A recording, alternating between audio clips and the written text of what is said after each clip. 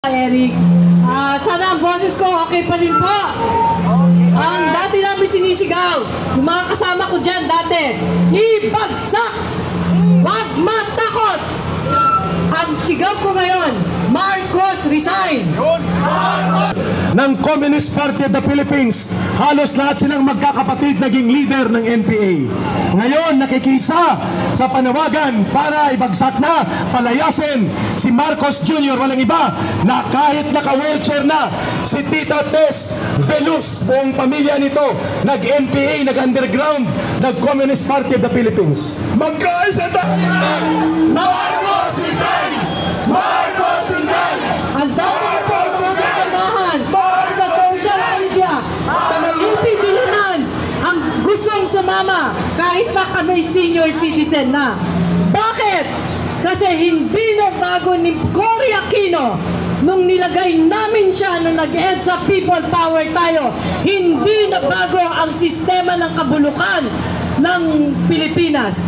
Nandyan pa rin ang mga magnanakaw, nandyan pa rin ang mga kawatan, ang plunderer, na dapat ay buhay ang kapalit dahil ang ninanakawan ay ginawang breadwinner ang mga taxpayers, ginawang forever gatasan.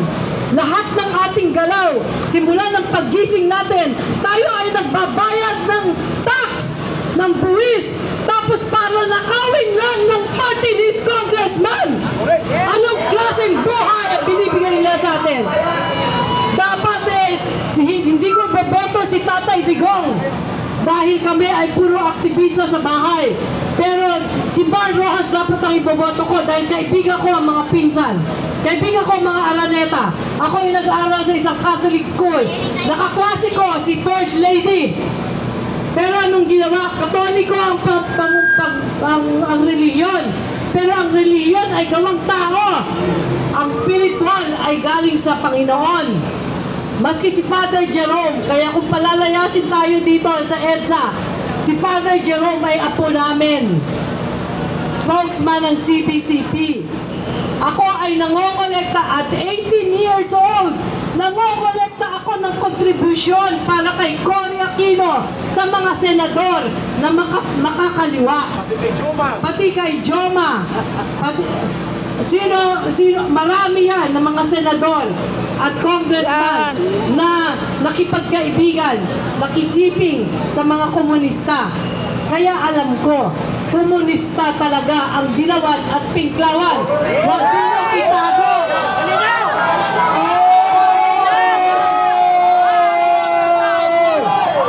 Bakit kayo nagkakampihan?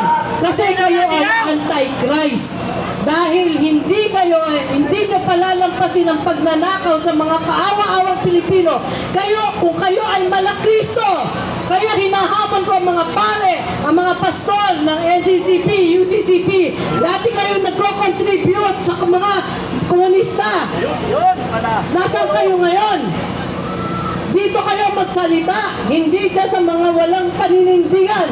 Kung may paninindigan kayo, kahit wala kayong gwadya, wala kayong kotse, wala kayong pera, kayo nakatira sa kung saan lang na pwede kayong patayin.